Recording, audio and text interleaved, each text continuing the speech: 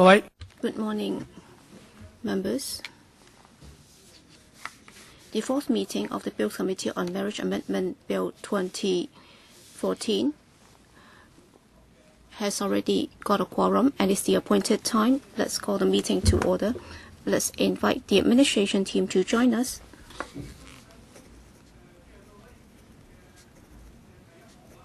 Item 1 on the agenda, meeting with the administration. With us today, well, let's wait till they are here before we introduce them.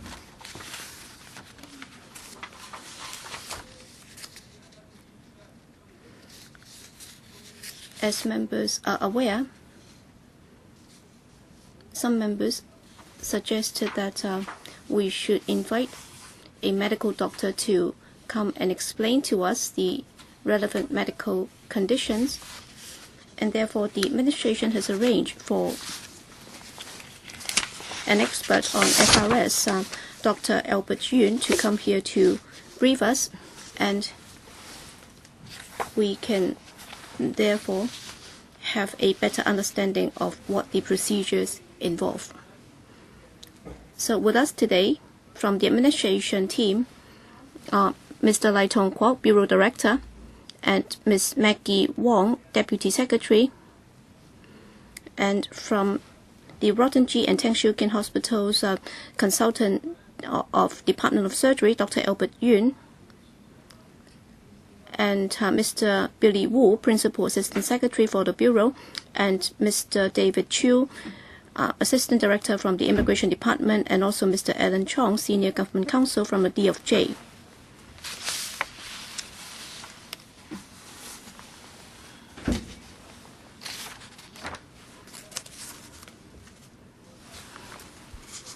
After the last meeting, we received a total of 19 submissions, including the Law Society submission, and all of them have been circulated to members for your information.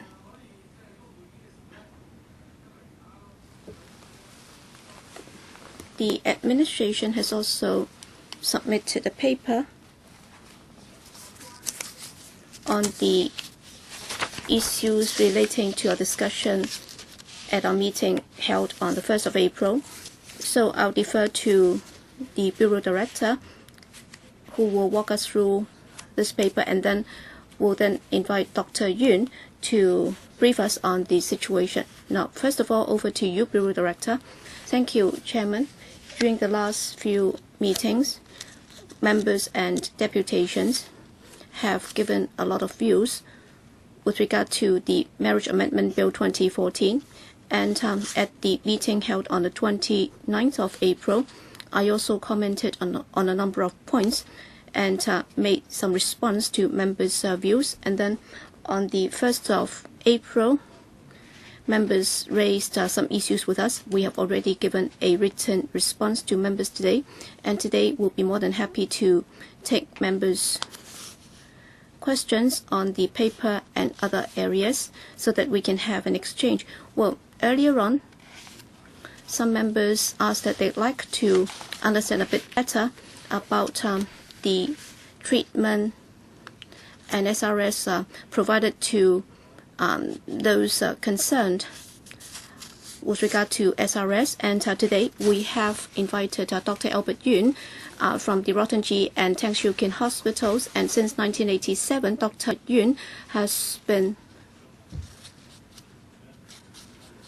doing the surgery for those in need since 1987. So he has already operated on more than 100 operations, and therefore Dr. Yun has a very in-depth information about this. With regard to the W case, it involves a full SRS, and for transsexuals' right to marriage in Hong Kong, and therefore with regard to the SRS, members' understanding would be very important, and I'm sure Dr. Yun will be able to provide members with some insight on the surgery, and that will also enable members to have a better understanding on the issues involved in the bill, and that would also facilitate members' scrutiny of the bill. So Chairman, with your agreement, I'd like to invite Dr. Yun to speak, and then we'll take questions from members. Thank you.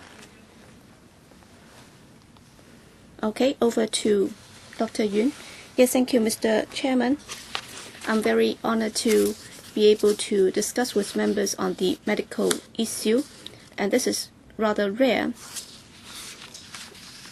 And I'm sure not many of you will have somebody nearby or having undergone this surgery. First of all, these are morally sound people, so they are no different from any normal or ordinary person, and they are also healthy people. And for those who have to undergo the surgery, they have to be adults over the age of 18. And for this group of people, well, many of them are university graduates, and many of them come from different sectors, as you are aware. Some of them are police officers, some of them are teachers, so they come from all sectors or all walks of life. So they have different backgrounds, and their problem is very unique because they believe that with regard to the gender that they are born with is somewhat different from what they are identified with, and therefore they feel very annoyed and disturbed. And we are talking about an extended period of time feeling annoyed and bothered, and some of them in the process of their development, even during adolescence, they might have thought, well, during your school days, you might have seen classmates who have special favorites, or they might have different behavior and so on. But then by the time when they grow up, they might have been able to resolve this problem. For example, they might be able to deal with that with regard to their clothing and so on, or hairstyle. But then for those who are not able to resolve the problem, they will seek medical help. And in the medical sector, we would define them as a disease. And according to the WHO, which is a world organization, and we call that transsexualism.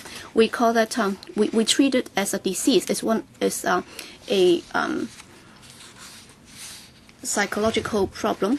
So it's not like homosexuality, because there are many people who are homosexuals. But then for transsexualism, there are a lot fewer people suffering from the disease, and also for homosexuals, their sex orientation is somewhat different. They like to have sex with the same sex. But then for transsexuals, and then for homosexuals, they would not ask for a change or reassignment of sex. For example, they feel as if they are male or female, but then all they want is to have sex with the same sex. So homosexuality is not a disease, it's not an illness. But then transsexualism is an illness, it's a psychological or mental disorder. So if you confuse the two, that would be very complicated. And the main problem is that they are not able to recognize themselves with regard to their gender features. For example, for a born male is a normal male with testicle, with penis, and with Adam's apple. But then he's not able to accept himself. For a very extended period of time, he's not able to accept himself. And then for a born female, she has breasts, and she has nipples, and she also has menstruation. This is normal. But then she hates her breasts, and she likes to change it so that she can have a flat chest. And she also hates menstruation. So that's a problem. And she'd also like to have sex organs of the opposite sex. So for a born male, she'd like to have a uterus. She'd also like to have appropriate breasts. They don't always like big breasts. Well, they don't want people to pay special attention to them. And if you give them a big breast, then they might find it strange. And they don't want people to pay special attention to them. For the females, very often they would like to have mustache, because that's the male characteristic. So if they don't have the mustache, they would ask why not, why not? And then for the male muscles, they'd also like to have them. And also the fats below the skin are also liked by them. They also want to have a penis to indicate their gender. So these are the things that they would like to have. So very often when this happens, they'll fetch a doctor. They may not fetch a doctor, a surgeon immediately. They'll fetch us and we'll have to go through complicated procedures. These guidelines were actually formulated in the USA 3 to 4 decades ago, and in Hong Kong we've always been observing the guidelines. First of all, they have to consult a psychiatrist to see whether there are mental problems. Usually they are normal in terms of hormones, chromosomes, and so forth. They're just like a normal male or a normal female. No abnormalities can be tested. Those are only their feelings which cannot be tested. And then the doctor will see whether there are other mental disorders, to see whether there are other problems. If so, other problems will have to be solved instead of going through an operation. Then they have to consult a psychologist to see whether or not they're psychologically normal or abnormal. This will take a few months. If problems are identified, usually hormones will be prescribed to see their reaction to hormones. Say if a male takes female hormones or a female takes male hormones, there will be physical changes as well as emotional and sentimental changes. So we have to note those changes.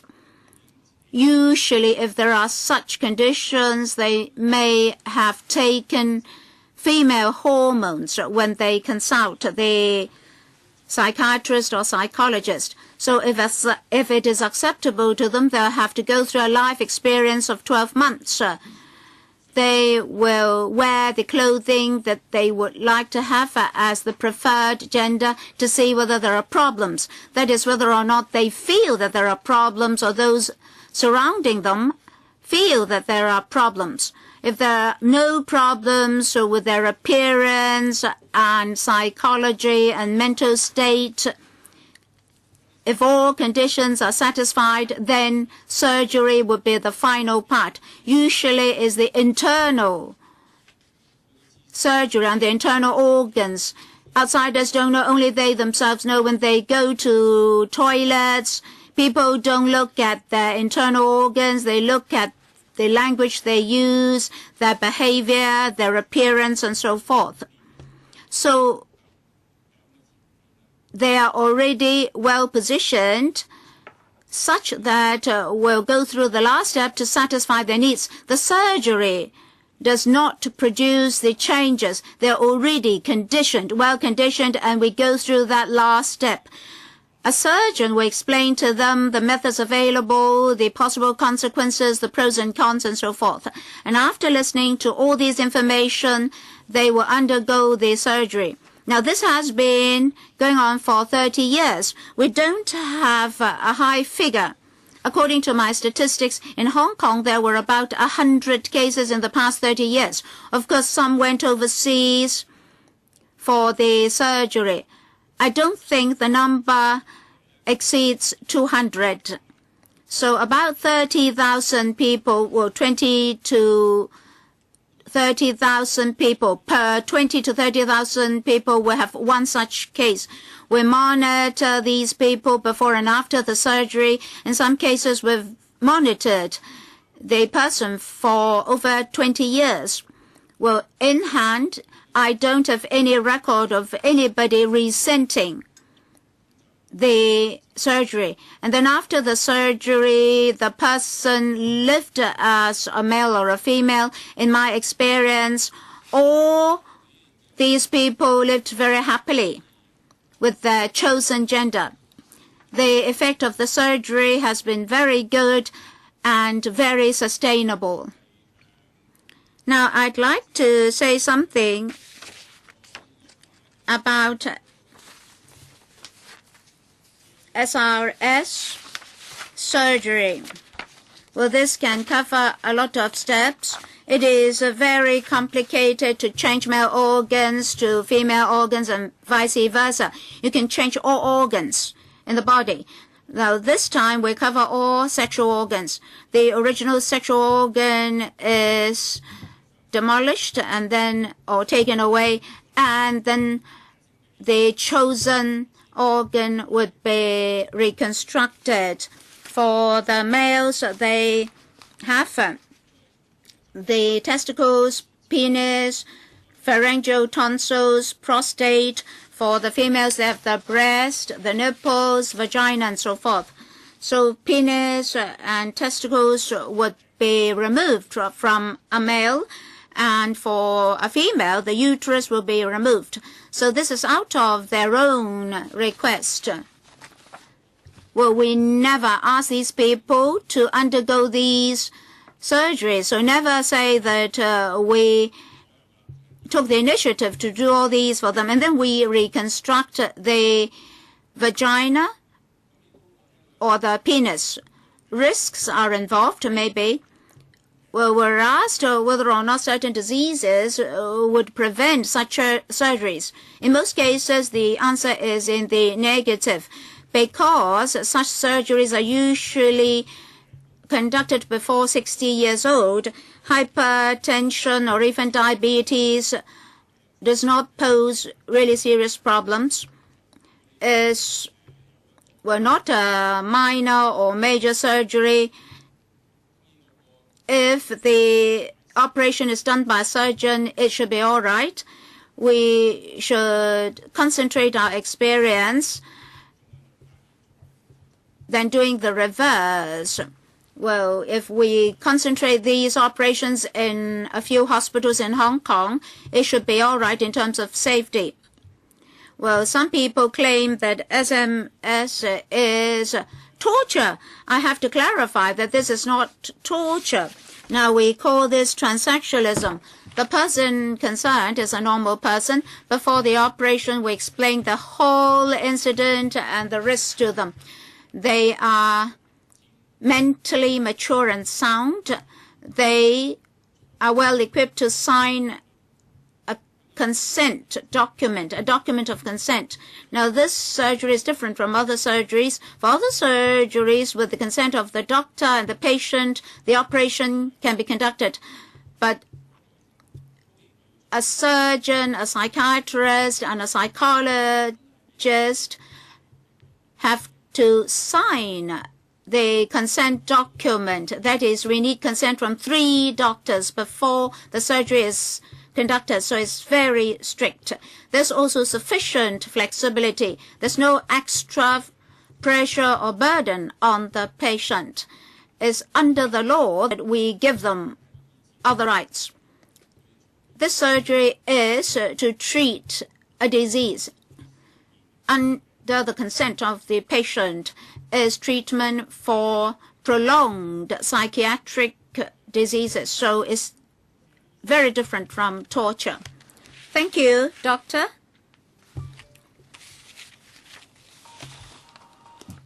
On Dr. Yun's sharing and presentation on the whole procedure in relation to the mentality of the person putting up a request, from psychiatry to psychology to surgery, we've learned the details. Dr. Fernando Chung, Ms. Sito, Mr. Chan Chi-chun, Dr. Priscilla Leung, Mr. Ma Fong Kwok, Mr. Kwok Wai Kang, and also Mr. Martin Liu would like to ask questions. No? It doesn't matter. Let's continue. Mr. Leung Kwok Hong.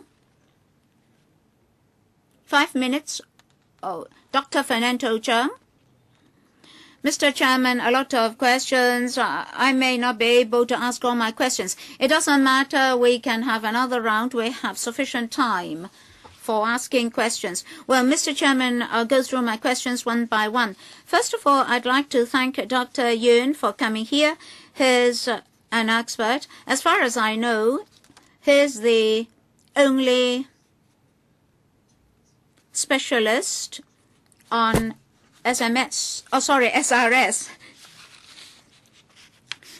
Well, I'd like to clarify a concept mentioned just now. Now, your practice is for these persons who are not satisfied with their original gender, you consider that a psychiatric disease. a mental disorder. Well, theoretically, you should treat them under psychiatry or mental disorder. But for SRS, you're not doing that. In fact, you are helping them change their physical characteristics. That's the first conflict. Now, you say they are mentally ill, but they are normal as well. So that's a conflict, a second conflict. So,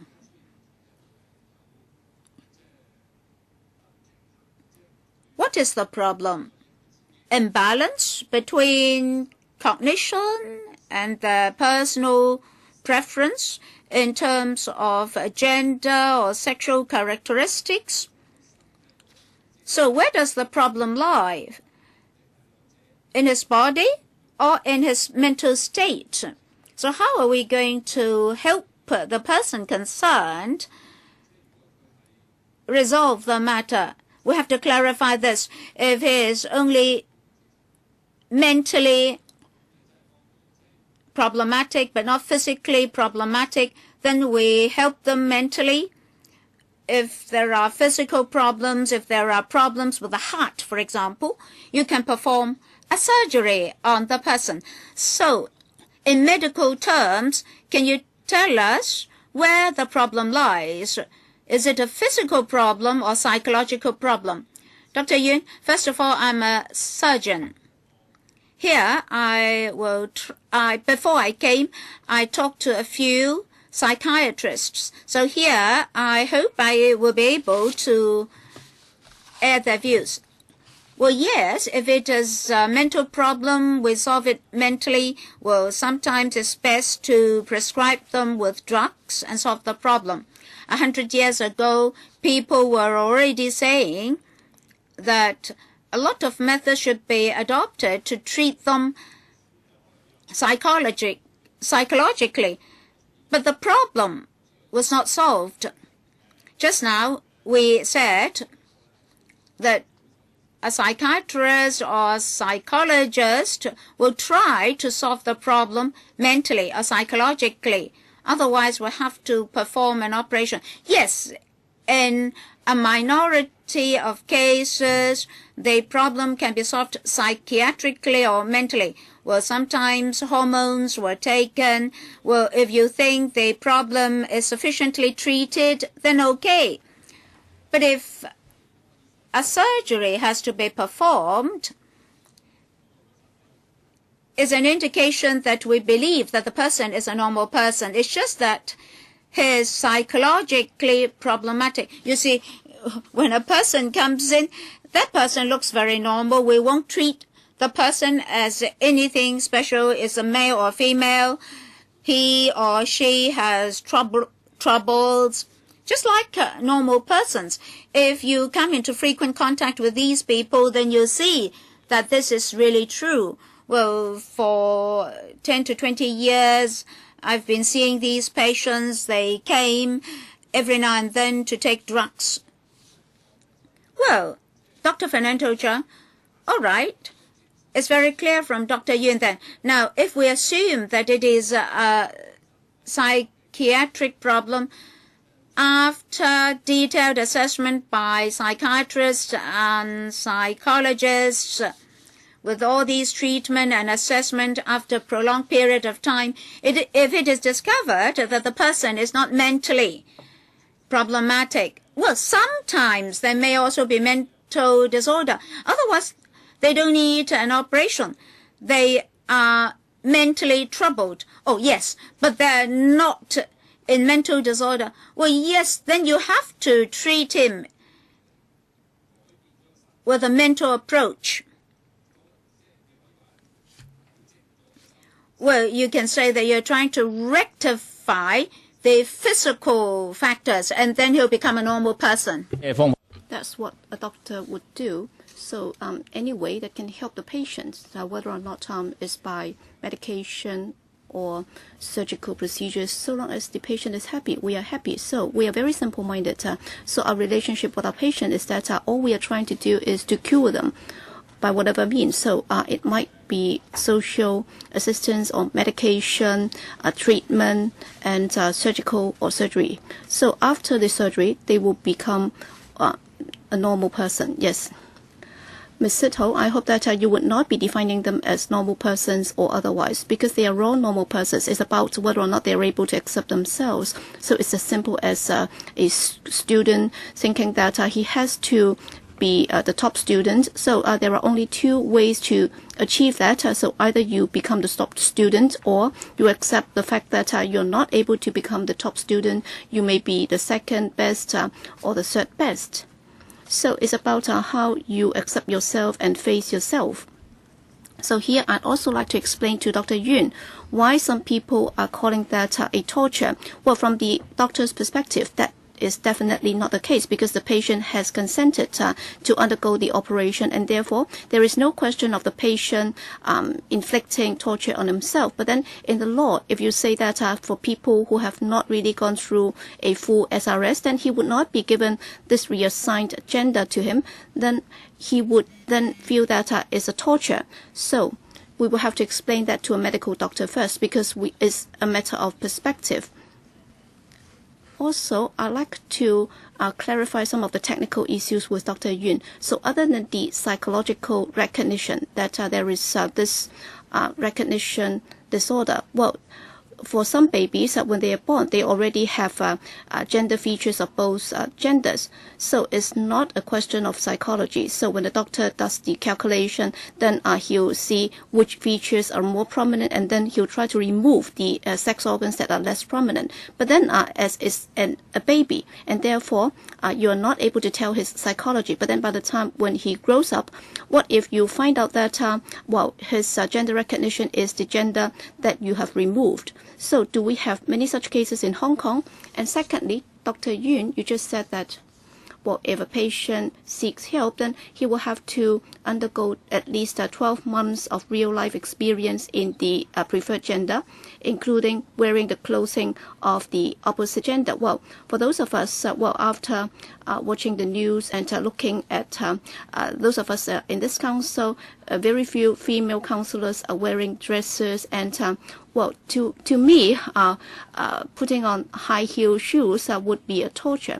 So when you talk about requiring people to be dressed like those in the opposite sex, so you're requiring a male to put on the clothing of the opposite sex or the reassigned gender so that they will be able to live in that gender. Well, have you ever considered this? That is, for many women, well, while they are resisting the gender mainstreaming in our society in terms of their clothing and the way they dress, I think clothing is a very important form. So they like to be dressed in a very comfortable way. So what would you do? Will you tell them that well, you are expected to put on at least a 2-inch high heel shoes, and then you will have to perm your hair and so on and so forth? So would you require them to live like that for a while? Or will you also take into account that many women would dress very neutrally? So you talk about babies with both gender organs. So we used to call them intersex. Well, the number would be even smaller. I dare not say that they would be fewer in number.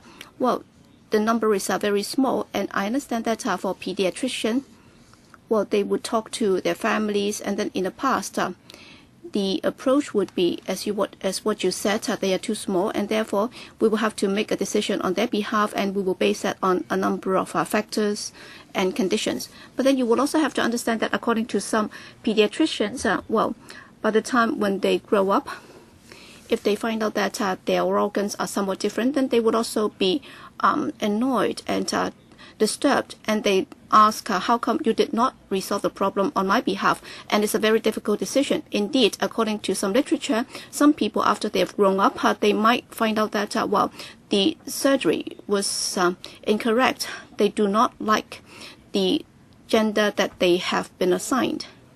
and therefore in some cases will defer or postpone the surgery until such time when they become older and are able to make up their own mind. But then, as I said, it's a very difficult decision, and then the pediatrician will have to talk to their families before a decision is taken.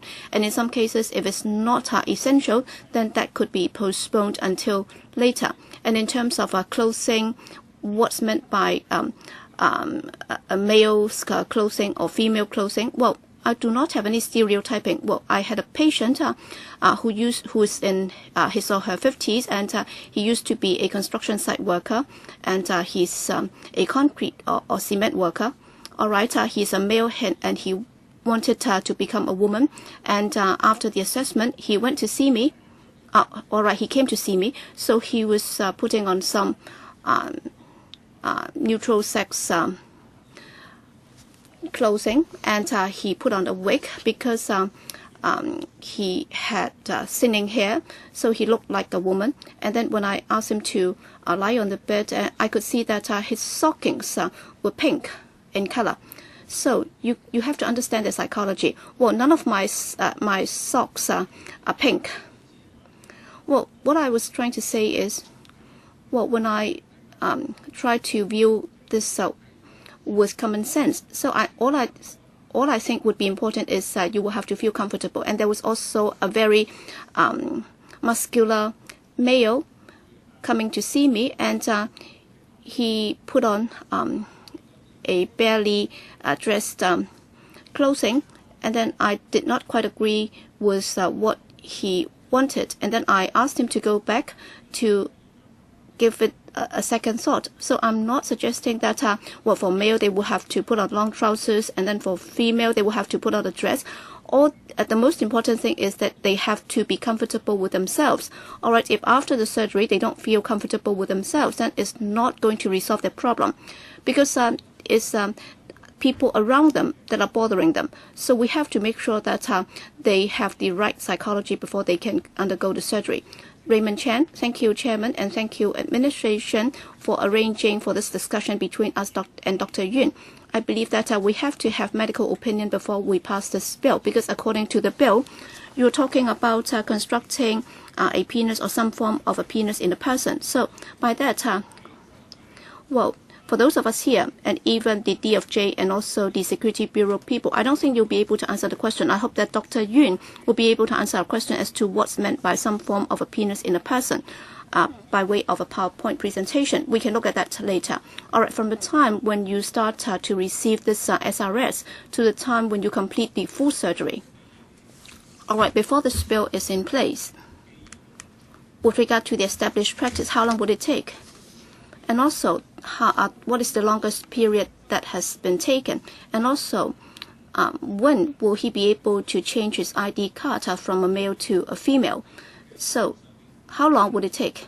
And also, in the process, has anybody given up on this, either on their own volition or they have been forced to do so, either because of their physical condition or because the operation failed, or because they find it too hard? Because at the public hearing, there were deputations telling us that there were cases whereby the person failed on a number of attempts, and then the doctor signed on a certificate, and in the end, he or she was able to change the identity on the ID card. So with regard to the medical guideline, when did it come out? And also with regard to the latest guideline, did you have a more relaxed situation whereby the rules would be less tight?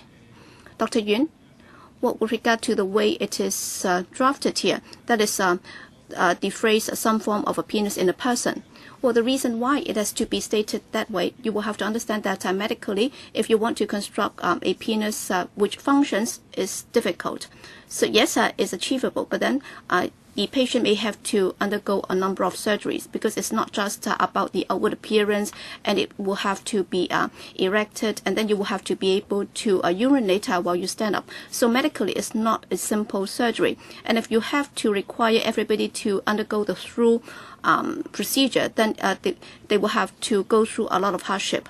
And in the end, if they really have to sit down before they can urinate, then the procedure might not have been completed. And the reason why we have to allow for some flexibility. So does that mean that so long as you have some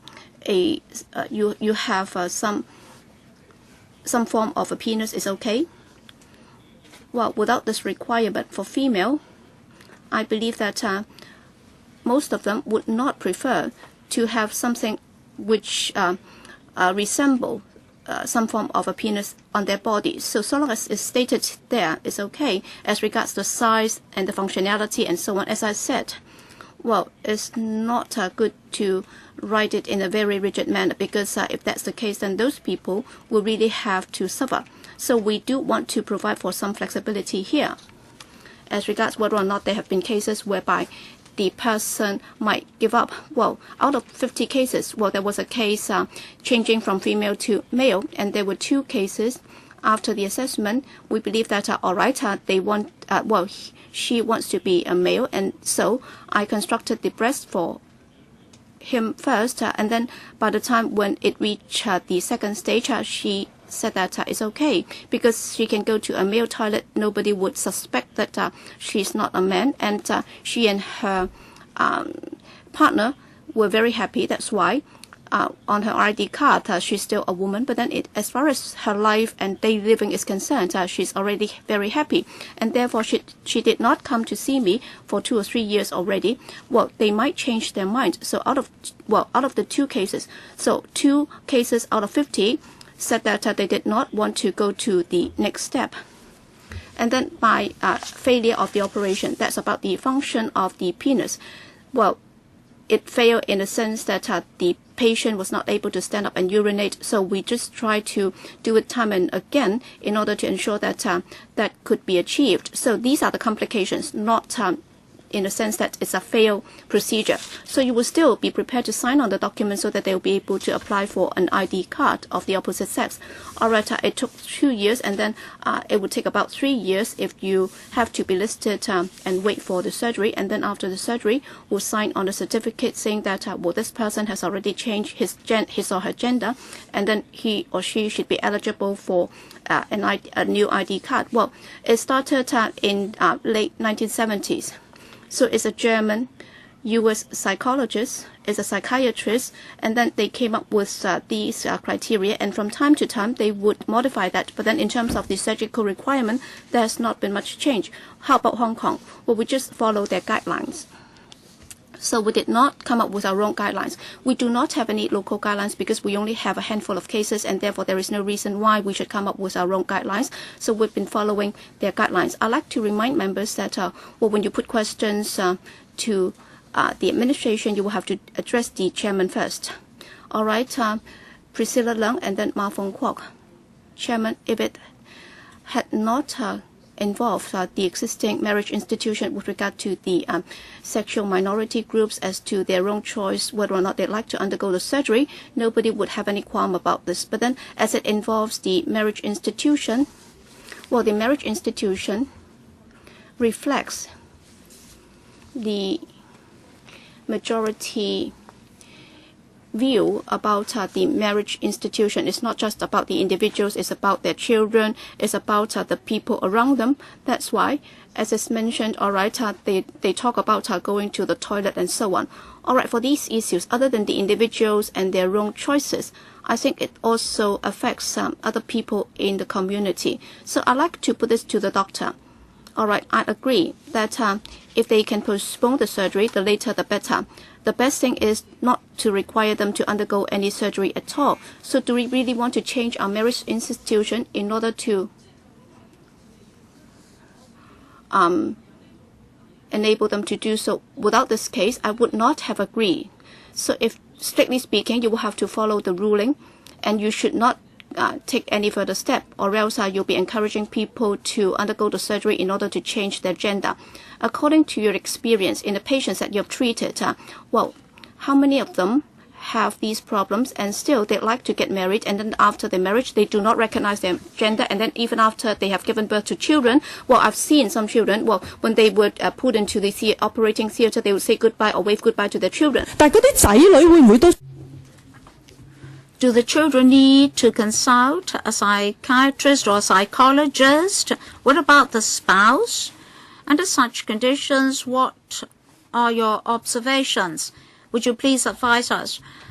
I also heard from some friends that in certain cases, only males can become club members or club member. And then because of this SRS, the person became a married woman, and then they went to court on club membership.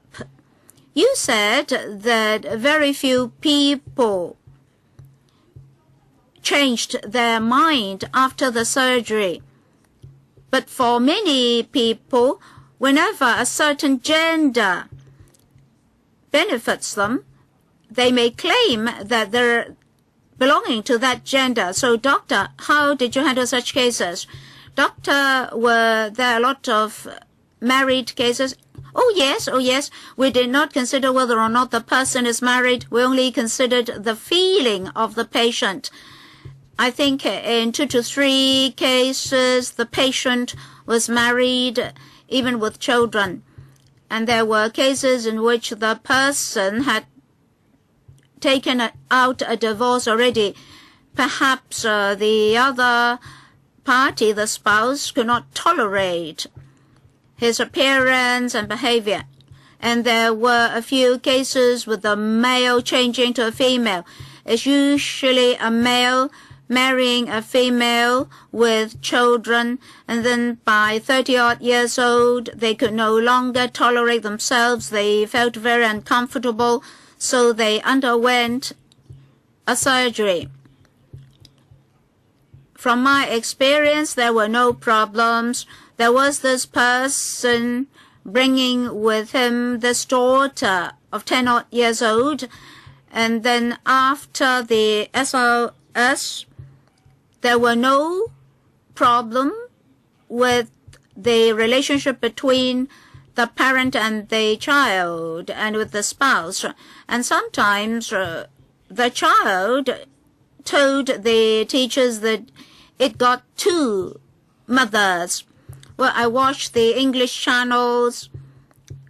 The person undergoing SRS was shown being told by the child that he shouldn't see the child anymore. So what about the psychologist that you had contact with?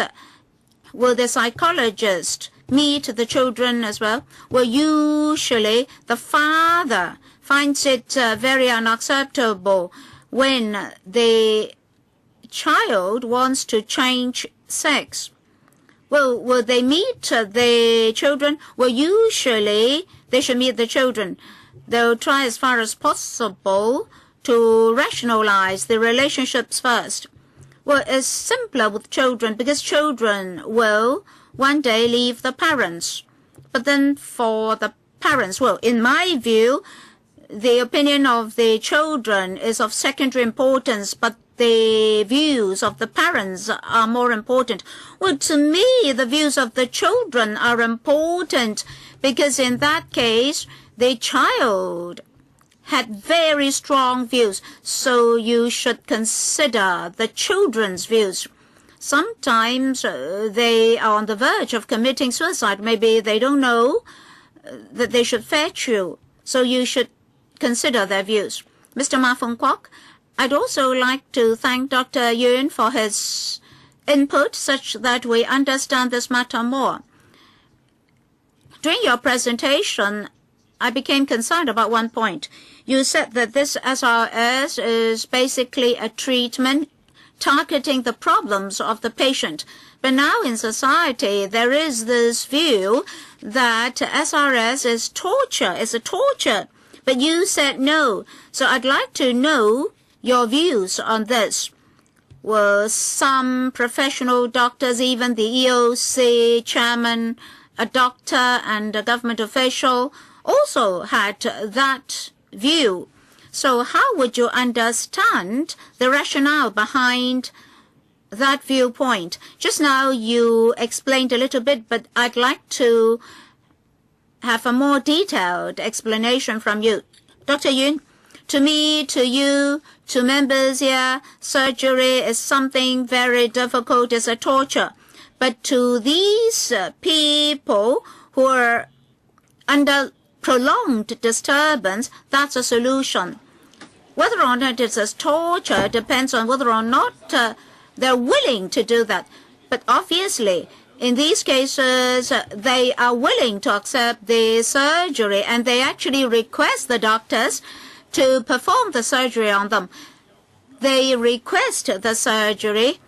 That's why recently we had a precedent in court to give them this right. Well, they have to satisfy certain statutory provisions. Well, I think that's putting the cart before the horse. Well, usually we need doctor certification, say this person is seriously disabled, he has lost both of his legs, so he needs certain operations, etc., etc. But now if you say that this person, though a normal person, has to cut off his eyes, his limbs, etc., etc., then it's very unreasonable. So these are two different scenarios. Well, just now you told us that you're using surgery as a form of treatment. Well, these persons do have problems. It's a kind of mental disease. According to your understanding, for mental patients, were there precedents or causes that warrant a surgery as a solution or a treatment other than medication? Well, I'm a surgeon. So far, no psychiatrist that referred patients to me, so I believe the answer is in the negative. It's only in very special circumstances that surgeries are called in to solve the problem. I don't have any analogy. I've been serving for so many years, I've never seen such a case. You mention mental disease. Well, but if you say you want to make your nose higher, then it's not a mental disorder. Well, you can have plastic surgery, but no psychiatrist will say that you are mentally abnormal because you want a higher nose. So according to your understanding, these are not mental patients. Right. Say if a person with breast cancer wants to reconstruct her breast after surgery, that's not a mental disorder. But just now, Dr. Priscilla Leung asked a question. Well, if you're talking about a psychological problem, what about those people around her or him? Will these people exert pressure on this person such that this person will be under mental pressure? Well, the doctor will look at the impact other people are creating on this patient. Well, if that person finds it all right, no problem. If those surrounding them find this no problem at all, then no problem. Well, sometimes in very hidden cases, they wear normal clothing, so to speak, but they will change to the clothing that they desire, they love, when they're able to do so, or they find it appropriate to do so. Mr. Kwok Wai Kang, well, I'd like to thank Dr. Yun for coming here to explain this issue to us. I'd also like to thank him for giving us this new term, that is transsexualism. In the past, I had the wrong conception that for homosexuals, in order to satisfy the marriage ordinance, they try to change their sex. But now I learned from Dr. Yun that transsexualism is totally different from homosexuality. Our colleagues were correct. For transsexualism, it's very difficult for me to understand. It means something normal, but at the same time, it means something abnormal. So you think the person is very conscious of what he or she is doing. So that's my understanding. Although you say we should treat transsexualism and homosexuality differently, you said just now that in certain cases, the client had formed his or her own family in a healthy way. I would like to know whether these persons have different ways of thinking or ideas or concepts in their mind. For surgery, theoretically, someday there won't be any difference at all. We'll say originally that person is a male.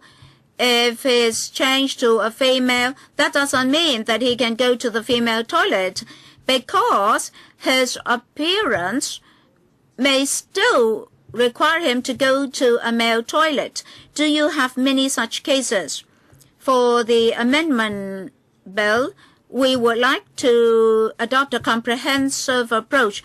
That is, internally and externally, we're talking about this person being totally changed. But Dr. Yun just now said that the appearance may not be any different, but internally the organs had been changed. From the viewpoint of a doctor, under what circumstances should the person changes his identity card as well? Final question. All right, final question. Will you mention psychology, families, and so forth? Well, the person has the right to choose, but to him or her, are there any adverse effects, any bad consequences? In Thailand, I heard of cases in which the patient's lifespan is shortened. Dr. Yun, please be quick. Well, homosexuality is a gender inclination issue, and for transsexualism is a difference between the physical body and the mental state. Even after SRS, say if the person changes from male to female, he may still opt for a female partner. So the two can be separated or overlapping. So there are two different issues here. Well, toilets are a different matter. Well, in Hong Kong, nobody checks your identity card before allowing you to go into a toilet. They look at your appearance. Well, if you go into a male toilet, you just solve your problem. You don't care who's beside you. But I understand that females are more careful. When they go into a female toilet, they'll try to observe the surroundings before they proceed. For ID cards, well, you may be disturbed if your appearance does not match your ID card. Either you escape or you're disturbed. So it's not as simple as saying that you are a female. Anyway, the person involved will be unhappy. Well, I mean, internally there may be hidden organic changes which you only observe when you take a bath and so forth. Normally, such organs are covered. People don't see. I mean, the outsiders don't see the changed organs. It's only in private that the person sees such organs. So that's the final step, that is, to have everything changed. Well, I also heard of such happenings in Thailand, but that's not true. That's not true.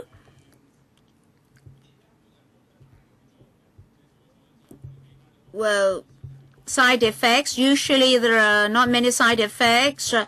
We give the patient hormones. the patients may be suffering from osteoporosis and so forth, and then the patient actually loves the change in hair, complexion, and so forth. Mr. Lang Kwok-hong, I hope that you'd read this story or this fiction. You said that if somebody does anything, then not only him will be affected, but then the entire family will be affected. I hope that you can read this novel by Mao Dun. So, all right, that guy did not get married, and as a result, his cousin also died. So if you adopt that approach, then definitely nothing can be done about it, because you always have to take care of other people's feelings before you go for anything. If that's the case, then nothing can be changed, because well, when the second or the third tier tries to gain power, then of course the level higher up will not be happy. And if you want to if you want changes to happen, and if it affects other people, then it's better not to change it at all.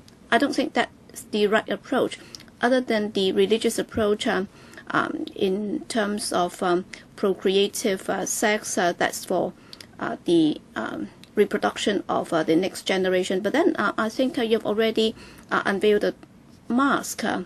Well, we do have very little understanding about this.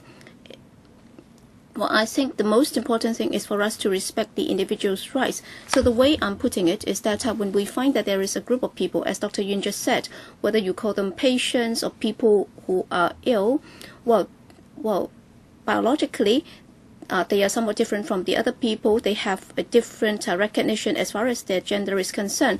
So to what extent do they have to feel that way before they can undergo the operation? You said that they will have to go through 3 hurdles before they would be allowed to undergo the surgery, because you've already exhausted all means and still their problem is unresolved. That's why after so much effort, you're allowing them to undergo the surgery in order to rectify the problem. So it's like the Monkey King story. Well, after you have exhausted all ways and means, if you're still not able to do it, then you'll be allowed to really go and have what you want. So I think we are at this critical juncture. Does that amount to torture? I like to say this to my colleagues.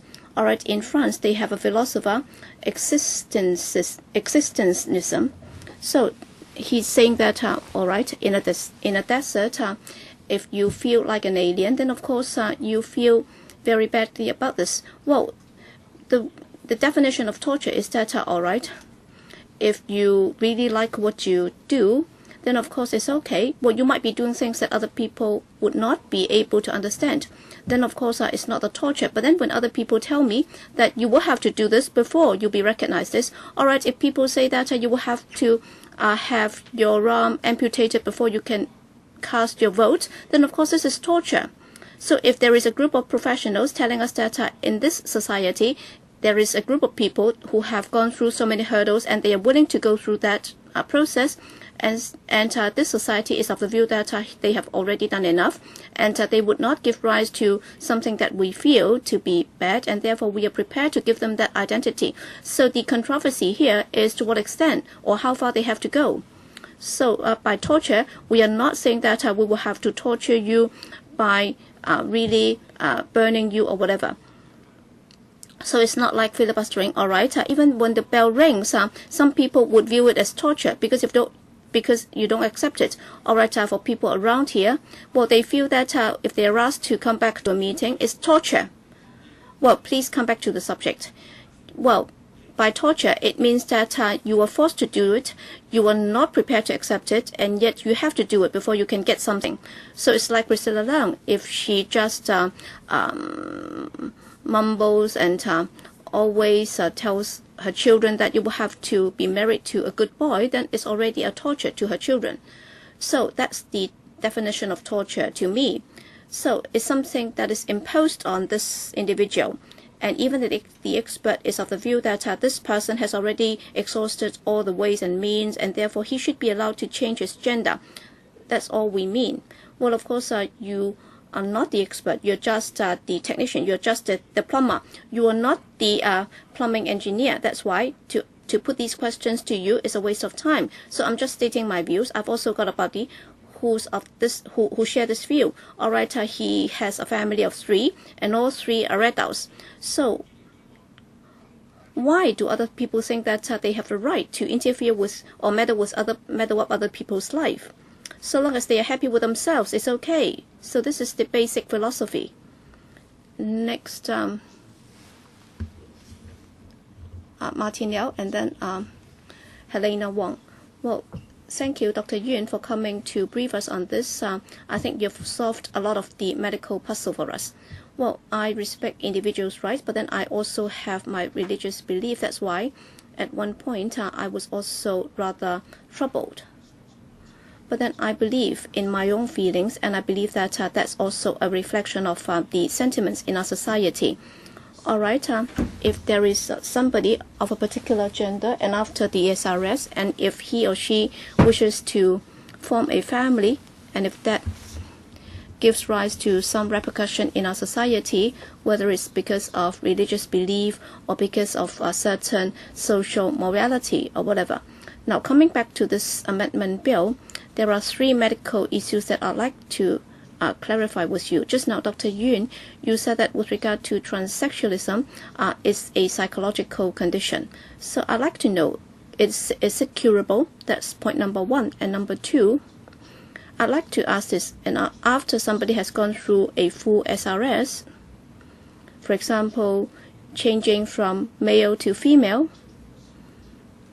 other than the reproductive function, is that person the same as any other woman or female, both biologically and psychologically? And changing from male to female, other than the fact that he's not able to give birth, then will he be the same as his male counterparts? So that's the second question. And the third question, if you look at the CFA ruling, it's very clear that it has to be an irreversible process. So I'd like to know medically. All right, if it's a male changing into a female, all right, all of a sudden he finds out that he has made the wrong decision and he'd like to revert it back. So medically, is it achievable? So is there a procedure in place to enable a person to change back to his original gender?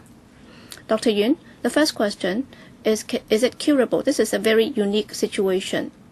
Well, as I said, it's a psychological condition that has to be rectified by surgery.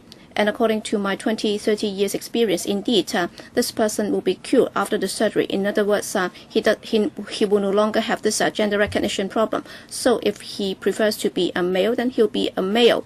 And I have never had a case whereby the person would like to be reverted back to a female after the SRS. And then your second question is, after the surgery, will this person be able to live in the acquired gender as if he's born like that? No, because his sexual organs will not be entirely removed. Part of it will still be there. So all we are trying to do is to remove his psychological barrier and also what's bothering him or her, so that he'll be able to revert to some form of normalcy. If you ask if there is a difference, yes, there is. It's not like someone who is born into a particular gender. That's a fact. And thirdly, whether or not somebody would like to change his mind afterwards, well, no, none whatsoever. And then there was a patient who underwent the surgery in Thailand. He did not undergo any assessment. And then the next day after he woke up, all right, he wanted to change from male to female. And after he woke up, he came back and he told me that after the breast was reconstructed, he didn't like it. And then the next day, he asked the Thai doctor to remove it.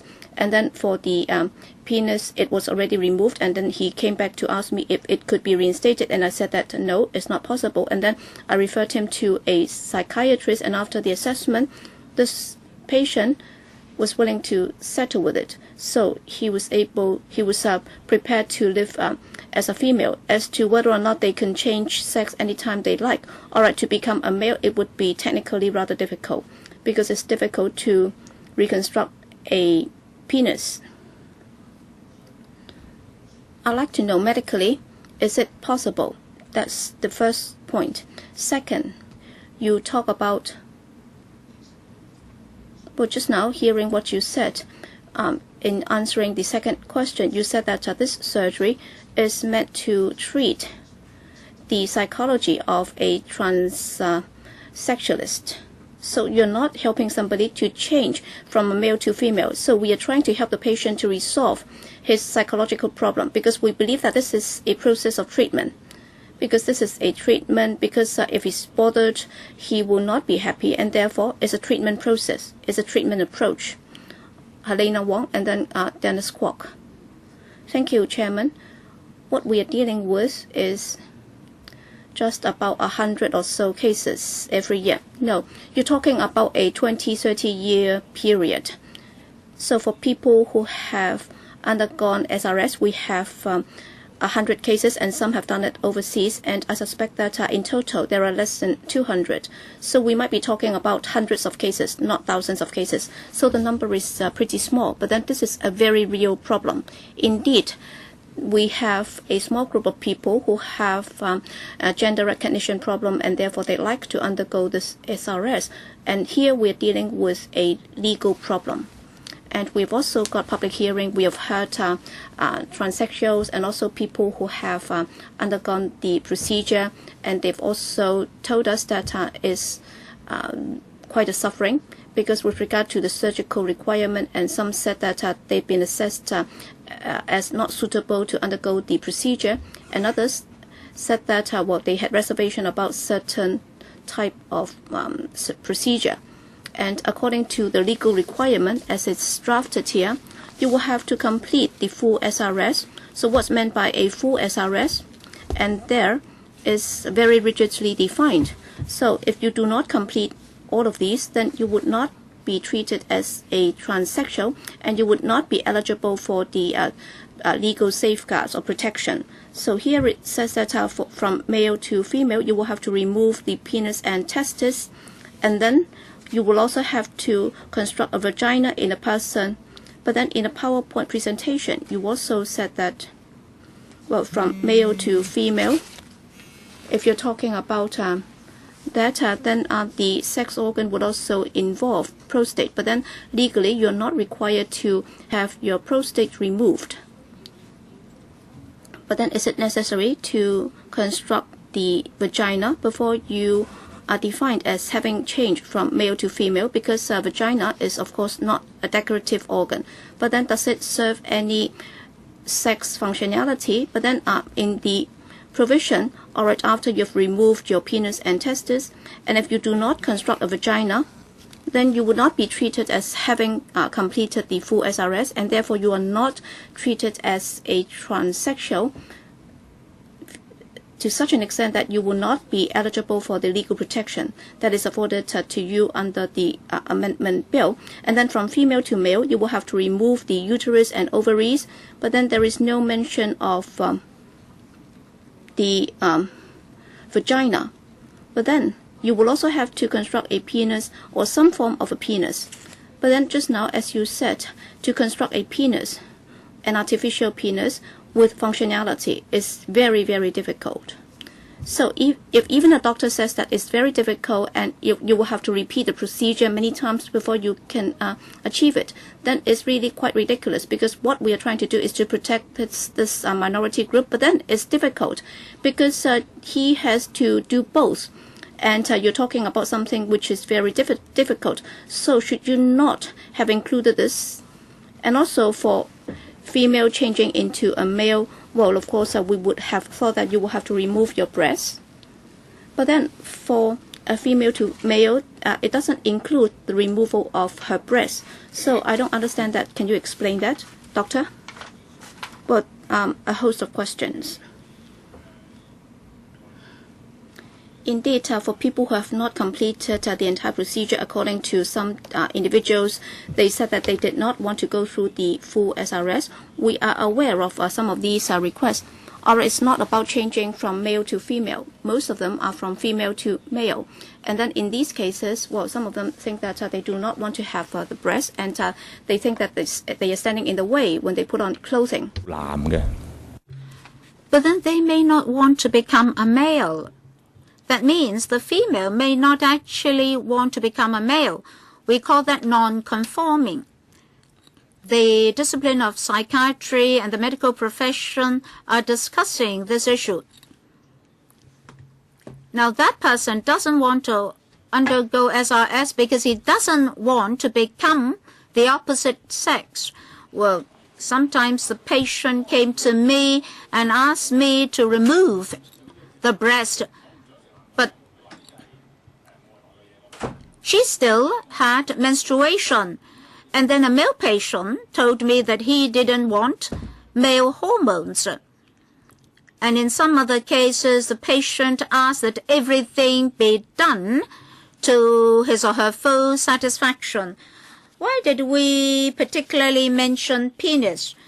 In law, we only mention a certain kind of penis. So we want to have flexibility in the law because we're talking of people between 20 to 30 years old. Say if a boy is working, he has to take leave in order to undergo such surgery. Let's not talk about the pain involved. Well, sometimes there may not be 100% satisfaction in the surgery. He may not be able to stand up to urinate. So he just wants an ID card, and then if he has time later, he will complete the remaining stages. And sometimes the patient wants to wait till science and technology had been more advanced. Can I ask another question? Sorry, no. Mr. Dennis Kwok? Dr. Yun, you saw the Law Society's submission. In paragraph 8, it is said that to a great extent, these amendments are interim measures only. It's just like what the Working Party told us here. They would like to conduct a comprehensive review, which will take about 2 years, if I remember correctly. So, it's highly likely that these are only interim measures. You've heard our views and views of society. The controversy involved is quite huge. So do we actually need a sunset clause? In order to look at the final views of the working group, maybe further amendments are required. Well, if we cannot enact this bill in July, will the Bureau go to the Court of Final Appeal to ask for an extension, or will you only use remedial interpretation as mentioned in the CFA judgment in handling similar cases in future, or will you go back to ask for an extension?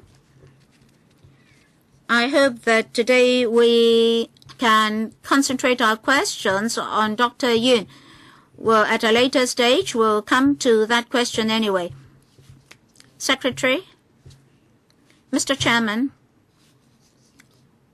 this bill is to implement the order of the Court of Final Appeal. Because of that, we hope that we'll be able to handle the issue before the 16th of July. Because as the executive, we're duty-bound to handle the CFA's judgment. A sunset clause is not appropriate because the CFA judgment is already there. The sunset clause may say by a certain date, the provisions will automatically become invalid, void. But then the CFA judgment or order is still there. Then there may be two different provisions. So if we are to have a sunset clause, by a certain date, this amendment bill will be treated as if it has never been enacted. So Mr. Kwok asked whether we'll seek an extension from the CFA. The CFA was clear about this point. By the 16th of July, if the bill is still not enacted, then the CFA order will take effect. And so the administration will have to observe that order. That is, on the 16th of July, that order will take effect. Of course, it's best to write this very clear in our statute books. But then if we cannot win the support of LegCo members by that date, that is to include that in our laws, then the CFA judgment will take effect. There's no reason for us to go back to the CFA to ask for an extension or a postponement. So we have no intention to do so. 5 members for the second round. Dr. Fernando Chang, Mr. To, Dr. Priscilla Leung, Mr. Chen Chi-chun, and Dr. Helena Wong and Mr. Leung Kwok Hong. Now 6. Well, our best committee will continue with our work. But of course, today we have the doctor here. That's why I asked members to focus their questions on Dr. Yun's remarks. In future, he may not be able to come. Today is a very precious opportunity because he's with us. Well, let me ask a simple question before I proceed to the second round. Dr. Yun, you shared with us the 100-odd cases that you had gone through. That's very good. For a person undergoing SRS, he or she may not be seeking an identity change. He or she just wants a feeling. That is, a male may want to feel like a female in terms of appearance, sexual characteristics, sexual functions, sexual organs, and so forth. Maybe that person is not undergoing SRS for the sake of obtaining an identity card to prove that it's changed from male to female or vice versa. Doctor, indeed, from past cases, these persons wanted more physical changes rather than changes in their ID cards. I've been in this for over 2 decades.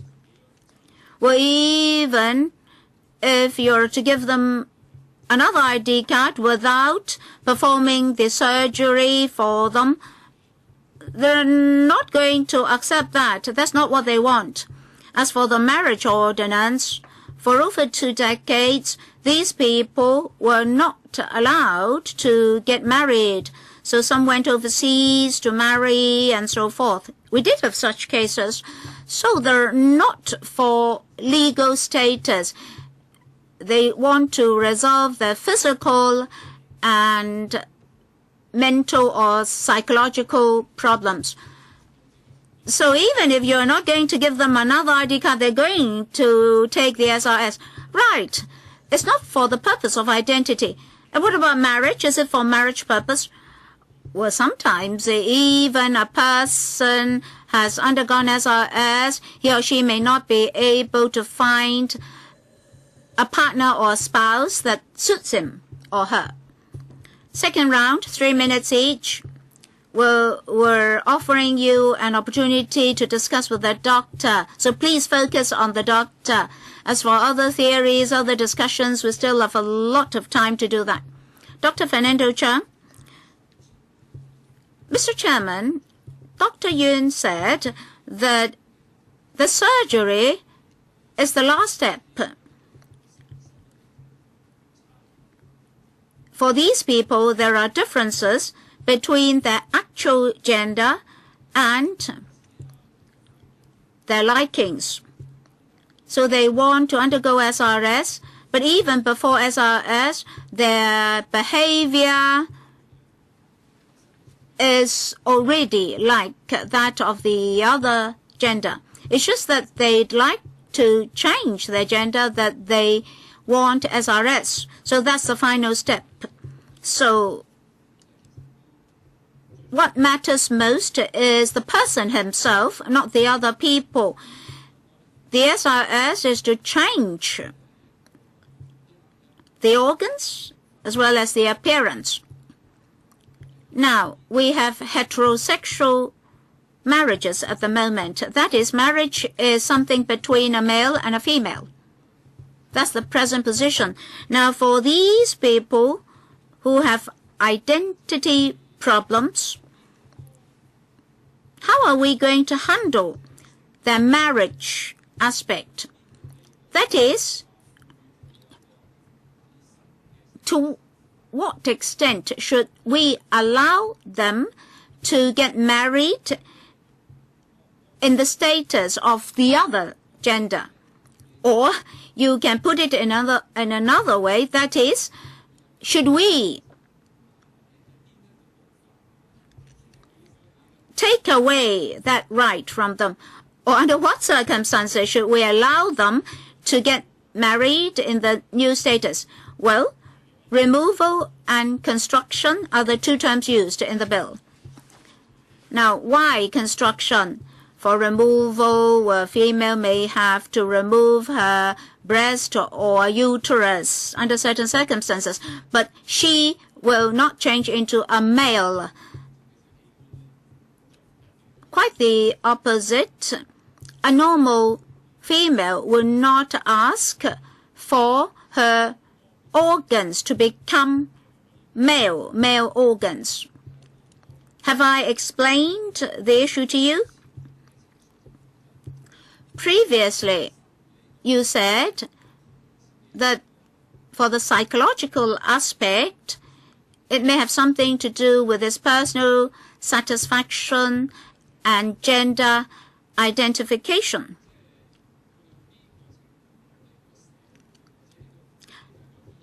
Well, under what circumstances should society... Well, maybe this is not something medical, but under what circumstances should society give them this right to get married in another gender? Well, I already mentioned that after they've undergone basic surgery, that we can define the person as in the opposite gender. Dr. Misito, Mr. Chairman, if a person requests SRS, we're not actually allowing him to make a detour in order to get married homosexually. So they're not asking for an ID card. They just abhor their original sexual characteristics. So, as Dr. Yun said, if the appearance does not match the gender on the ID card, there will be a lot of problems in terms of employment and so forth. Now, in the past, we did not have a clear definition on gender change. But then the doctor just now mentioned the SRS. We have an international medical body on transsexualism. In 2010, they published a statement that sterility, surgery, and SRS should not be made essential for the changing of gender. So they asked the provision to be dropped. And then in 2011, a Germany court also said that that's unconstitutional. All right, let's talk about the medical aspect. For that international medical body, what do you think about their views? That is the Harry Benjamin guideline, well, which is not very active now, so the name is dropped. Well, I find that strange. I don't understand. Probably because I'm not from the legal profession and the human rights sector.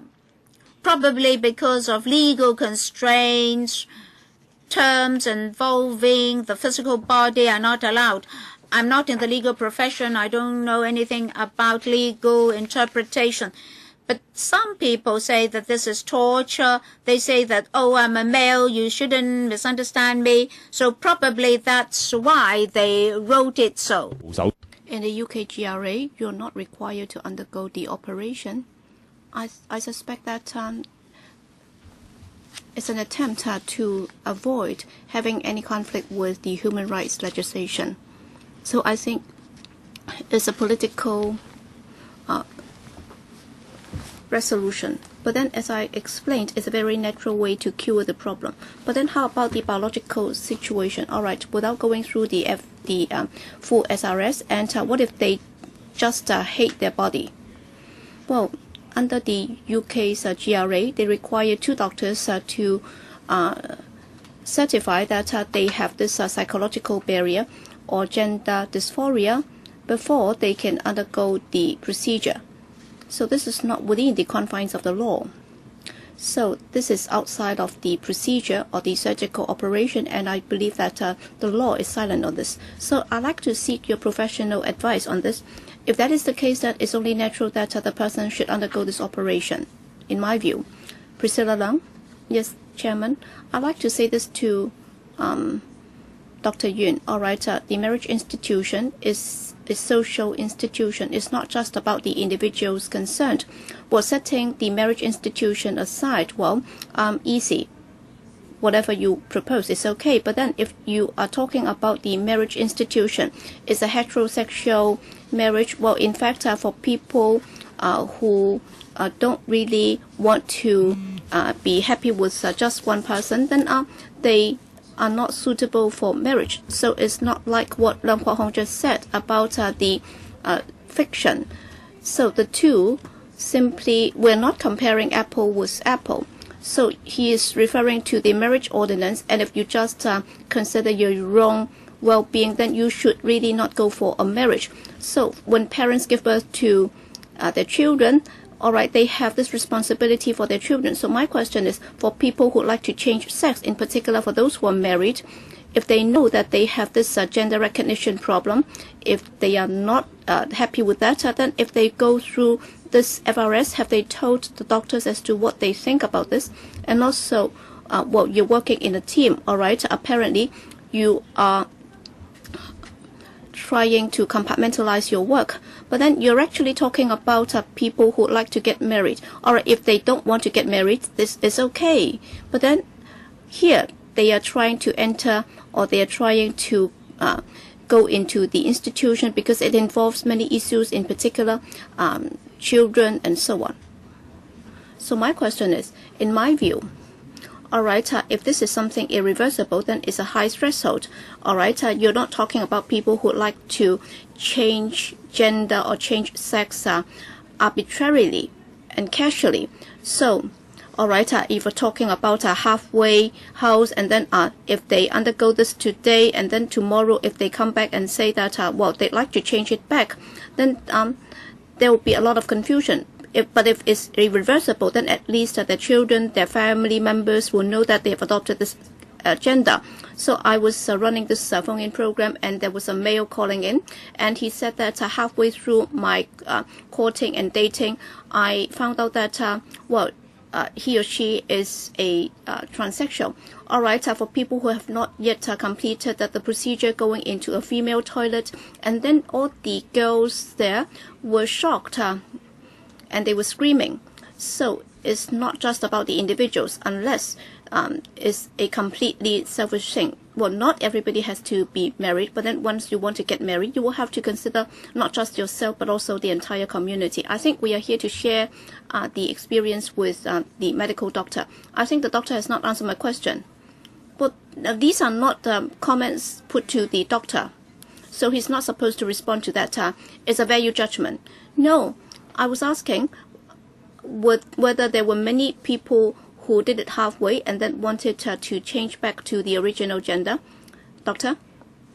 Well, for the time being, Well, most of the cases that I've worked on, all right, initially they would like to become male, and after they have done, they've removed the breast, they were already happy, and they were happy with their status as females.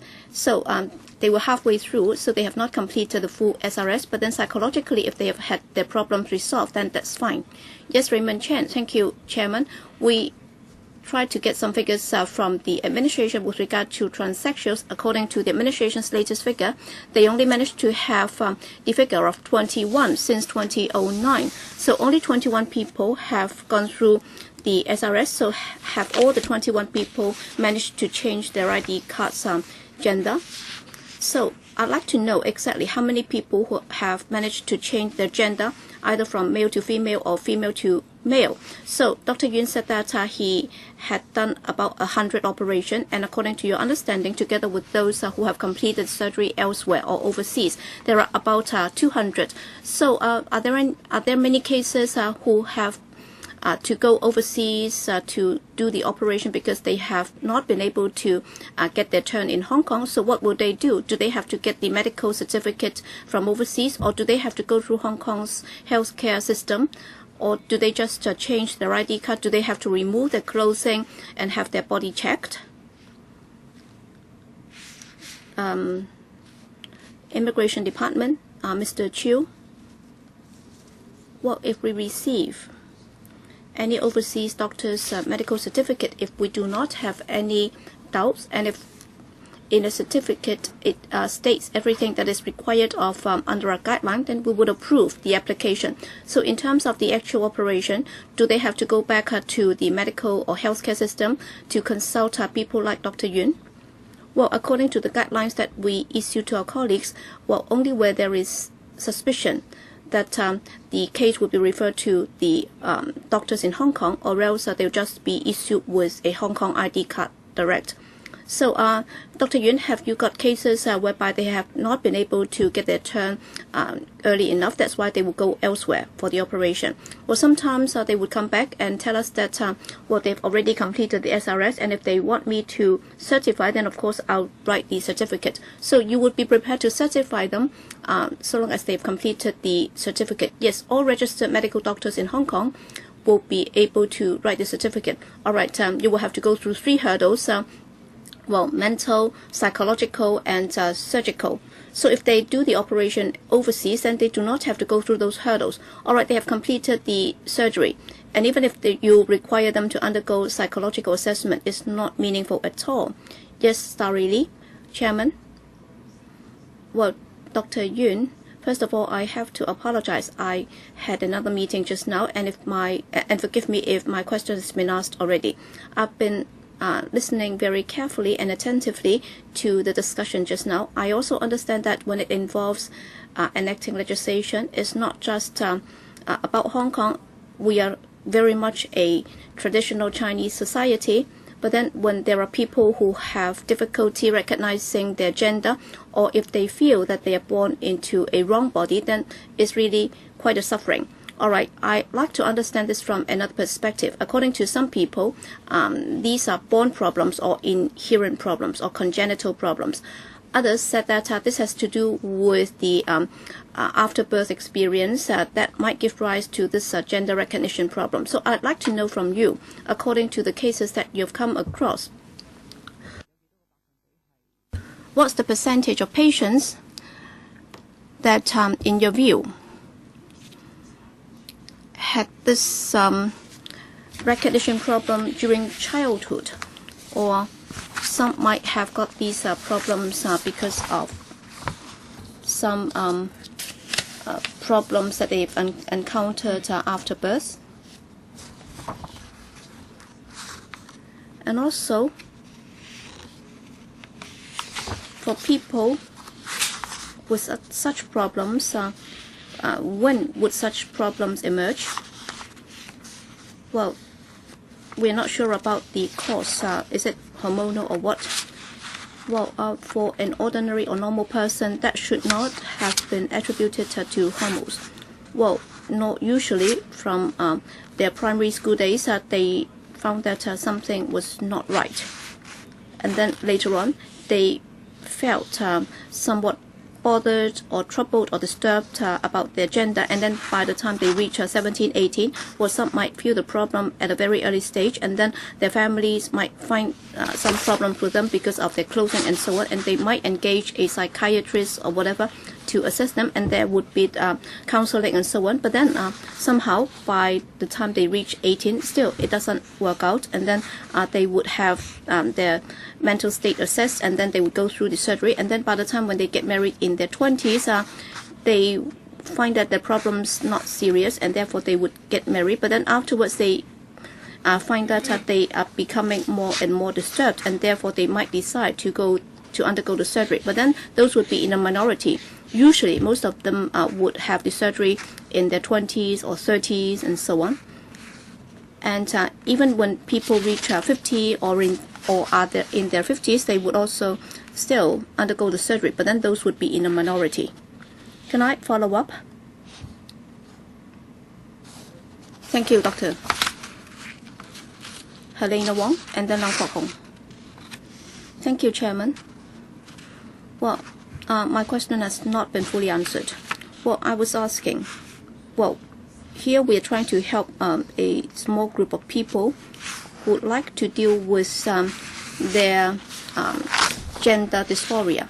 But then it's very rigidly defined, so you will have to complete both procedures before you are defined as a transsexual legally. But then, in reality, with regard to the full SRS that we are talking about here, well, from female to male is very difficult with regard to the construction of a penis or some form of a penis. So in terms of the outward appearance and also functionality, surgically, there is still no way to guarantee that technically it's achievable. So the way that you are drafting it, of course, is not drafted by the doctor, it's drafted by the administration. So we have both legs, both of which have to be met. So for a female changing into a male, would they be put in a very embarrassing situation? All right, you attempt to do something, but then it's difficult to be successful. So I'd like the administration to think hard about this, because the way it is put here, whether it's changing from male to female or female to male, somehow breast were not mentioned. But then this is the most common way to do it in any gender changing operation or SRS. All right, according to the doctor, well, some female would also remove their breasts, and they would also remove their vagina for different reasons, because they might have cancer or whatever. So would they be treated as transsexual then? I don't think that can be established, because you're talking about cases whereby they have undergone counseling and assessment before they undergo the surgery, and then that would be confirmed. And then if you have your uterus removed because of cancer, then of course is an entirely different story. So there is no question of people falsifying such a case. So legally, well, if we attempt to do something to help these minority people, but then if we make it very difficult, well, as a doctor, you should know, well, when the transsexuals want to undergo the surgery, all right, some of them might just want to do it on their upper body without removing their vagina and whatever. But then if you require them to construct a penis and so on, so you're making life difficult for them. All right, they have to work, and still they have to put up with this because you're talking about surgery after surgery. So instead of putting the end there, can you be more flexible so that they can just meet one of the two requirements instead of forcing them to complete the full SRS? You're making things so difficult for them, and technically they may not be able to achieve it at all. I think when we scrutinize the bill, we can discuss that. Yes, Lang Kwok Hong. Chairman, the first thing that I'd like to put to Dr. Yun is, do you have a successor? Because I'm not really interested in other things.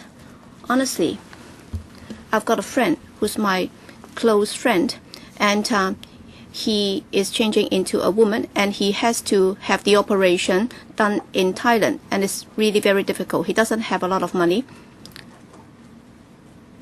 and then when his ex-wife was with him, and then his daughter, if she's not with him, then he will have difficulty functioning. All right, you're talking about people playing around with the gender. All right, you won't bite your finger, right? So I would find it extremely irritating when I hear people say that these people are playing around with their gender. All right, I've known people who were married and they're teachers, and they had to wait until they reach 50 before they would undergo the operation. I do not see how this will damage or undermine the core value of a family. I have a case in which the wife loved him very much. His daughter also accepted him, and now we're talking rubbish. You just think of other people's feelings. Don't play tactics. So I just want to know whether you have any successor. I hope you can make sure that you have a lot of successors. Otherwise, if you just give these people their right, it wouldn't be sufficient. Did the government give you any resources such that it's easier to have SRS in Hong Kong? Doctor, I understand that the hospital authority does have plans to improve the program. In the Prince of Wales Hospital, they would like to concentrate all assessments there. Now, the assessment exercises are distributed throughout 7 districts. It's very inconvenient. In my hospital, I've been teaching 2 colleagues, SRS. They've followed me for 10-odd years. Now I concentrate on teaching them how to perform a surgery. I will have exchanges with other hospitals, so you need not worry. So, doctor, I really want you to have successes. Well, our meeting will last till 12:45. Dr. Fernando Cheung and Mr. Chen Chi-chin asked to speak for a 3rd time.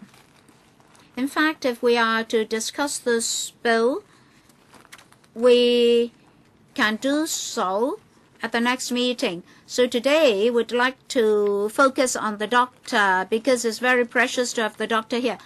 Mr. To, you are also asking the doctor? All right, I'll draw a line there. And then we'll discuss the future arrangements. Mr. To, any more? If not, I'll draw a line there. 2 minutes each. Dr. Fernando Cheung. Thank you, Mr. Chairman. All along, I've been asking the doctor questions. I'd like to ask the doctor about his concept about gender, although he's a surgeon, not a psychiatrist. In terms of gender, we are very clear, either male or female.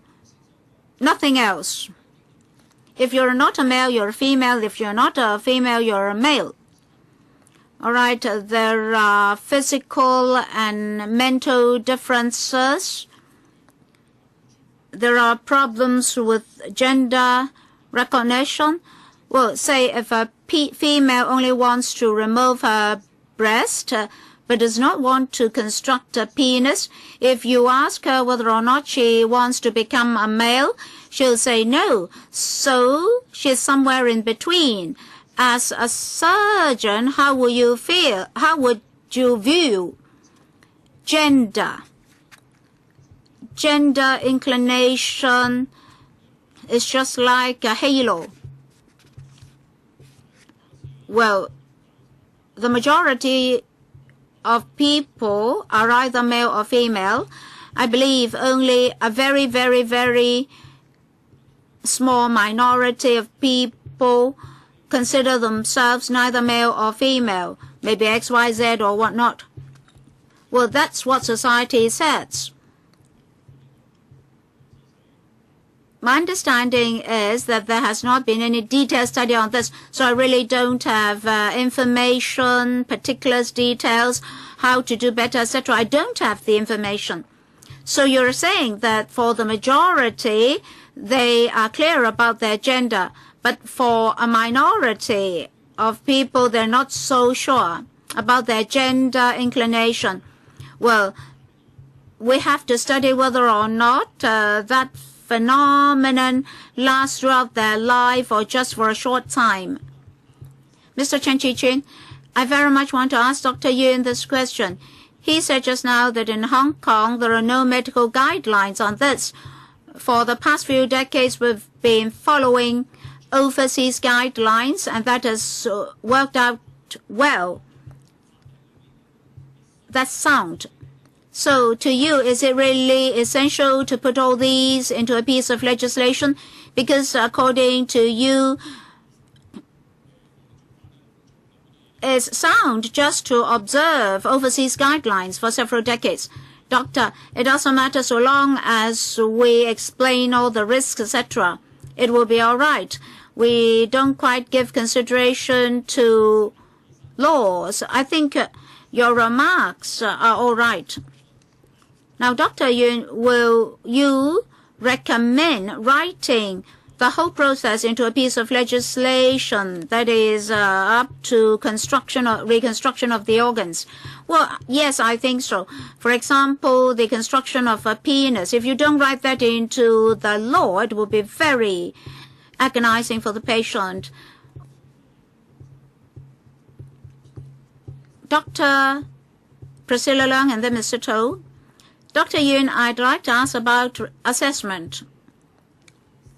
I think in society, this will happen to a minority of people, whether or not that's born or acquired. So you really want these physical conditions to become fixed instead of being changed all the time. But you mentioned cases in which the patient regretted. So you mention years of assessment. You don't perform the surgery so readily and easily. But sometimes assessment may go wrong. Maybe the patient is not stable. But you seem to be saying that you could suddenly perform the surgery without reassessment. Well, even once is too much in a lifetime for SRS. So I think it's better to advise the person not to undergo the surgery, because a lot of aspects are involved, not just the personal conditions. Well, we can go back to the Thailand case. I did discuss with my colleagues in psychiatry. They said that the assessment was quite accurate. It's very difficult to judge a person's behavior. Take, for example, I want to discharge a patient. Will an ex-mental patient commit suicide? We never know. So that's the answer they gave me. Their specialists, they said that the assessment was accurate, but it won't be 100% accurate. That's what I heard from them. Should this be departmentalized? If a case reaches you, you may say, oh, let me look at it again. Or if you have a completed case, will you review it? In Hong Kong, we shouldn't just look at what other jurisdictions are doing. We should adopt very stringent requirements. Otherwise, the person may regret immediately after the surgery. Mr. To, well, the medical profession is a profession, but in Hong Kong, very few people are involved in SRS. Well, Dr. Yun, I'd like you to jump out of this. If the whole government is only listening to your advice, as you are a professional surgeon, psychological assessment already exceeds your portfolio. I mentioned the international organization, which has different views. Are you worried that you are made use of by the government to attain certain objectives? Well, I won't mention political objectives. Well, I've not considered the legal aspect. I'm not from the legal profession. They did ask me whether or not the provisions in the amendment bill are all right. I read them and found them all right. I only look at the patients. Still, that's only the advice of one person only. I don't know whether they consulted other parties. I think they should have consulted other organizations. Well, let me go back to my first question. Dr. Yun said that the person had to live as an opposite sex for a year. Well, you did the assessment? No, the other experts did the assessment. So the government should act on the advice of the psychiatrists and psychologists as well, not just Dr. Yun alone. Did the government only consult you? I don't know. They did consult me, that's a fact, and I did give them my advice. Well, today we've invited Dr. Yun here because colleagues asked about SRS and torture and other issues. That's why we've invited Dr. Yun to come and speak to us on this very specialist topic. Well, it's now 12:40. In actual fact, many members today have asked Dr. Yun medical questions, and Dr. Yun had offered invaluable advice to the Bills Committee and its members for reference. He shared with us his views and experience. So thank you very much, Dr. Yun, for giving us such professional advice today. After listening to such professional advice, members would consider the bill from various aspects. In the upcoming scrutiny process, will constantly visit a number of issues. Well, there's still some time left. Secretary, today is the 20th of May. Just now, the Deputy Chairman asked a question. The CFA gave us a one-year transitional period, and the 16th of July will be the deadline. And now the LegCo is very busy with constant filibustering, and there are a lot of other discussions. And we don't have very ample time. So, what do you think, Secretary? If before the 16th of July we cannot complete the handling of this bill, there will be consequences. So I'd like to know from you the scenarios, the possible scenarios. We pass the bill or we don't pass the bill, what differences are there in relation to the CFA judgment? Dr. Yun, if you have a tight schedule, you should feel free to be excused. Secretary, the CFA order will take effect on the 16th of July. Whether or not this amendment bill is enacted by that time. For us, we of course very much hope that before that day, the LegCo can complete a scrutiny of the bill, and then the bill can go through the second and third readings. If by that day we're unable to do so, that does not mean that the CFA judgment will not take effect. The CFA judgment will take full effect. The amendment bill only has one objective, one purpose. That is to totally reflect the CFA judgment in statutory law. If the LegCo cannot complete its scrutiny by the 16th of July, the CFA judgment is still valid. Persons who satisfy the requirements under that judgment, that is, the conditions set out in the amendment bill, will enjoy the right to marriage under the ordinance. Now, what if we do not enact the amendment bill? That is, if the LegCo vetoes this amendment bill, Will the CFA order be affected? That is, can we not implement the CFA order? Tell us the relationships, because members would like to know very clearly the consequences. Whether or not the bill is enacted or whether or not the scrutiny work continues, the CFA order will continue to take effect.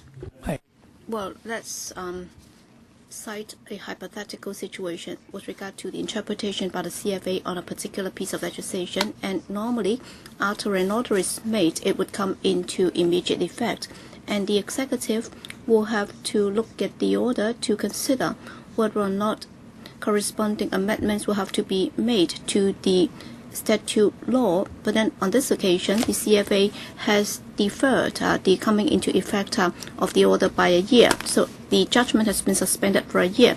So on this occasion, whether or not this amendment bill is passed in time, the CFA order will become part of the laws of Hong Kong on that specified date. Yes, Raymond Chen, I'd like to clarify one point, because at the beginning, the Bureau Director talked about the grace period.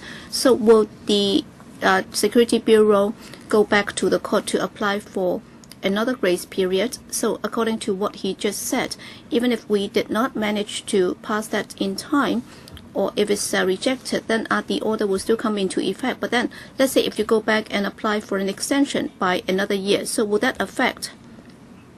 So during the grace period before it comes into effect, well, for those who would like to get married very shortly, will their well-being be affected? And second point, I'd like to take up with the chairman. Yes, I understand that some members would like to beat the July the 16th deadline, but then can the legal advisor tell us, well, even if we manage to finish our scrutiny, will we be able to have it read the second and third time in a council meeting before the summer recess? Bureau Director, the CFA made it very clear. Well, for the parties to the litigation, of course they can both apply for an extension, but then it has already made it clear that unless it's absolutely necessary, then in my reading of the judgment, the CFA is not inclined to granting another extension. So it's not likely that the CFA will accept this application, or assuming that the administration applies for it and then the court also agrees. So the suspension will last even longer. So for people who meet the requirement under the order, they will not be able to get married. That's a fact. That's why in my earlier answer to Mr. Dennis Kwok, I already said that we had no plans to apply for an extension from the CFA. All right, Priscilla Leung.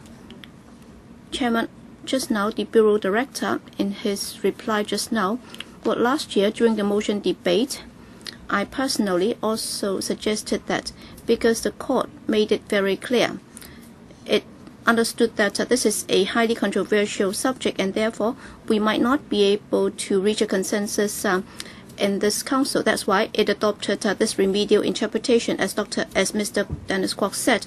Basically, it did not change the current law, the heterosexual nature of our marriage institution. I think we have to make it clear in order to avoid a situation whereby people might think that for the other parts that have not been covered by the court ruling will be opened up altogether. No, that's not true. In fact, what is stated in the bill is very narrow in scope, and it only binds that, and is still bound by the common law. And for the other areas, it's just suggesting that we should discuss that, and still we have to go through this council.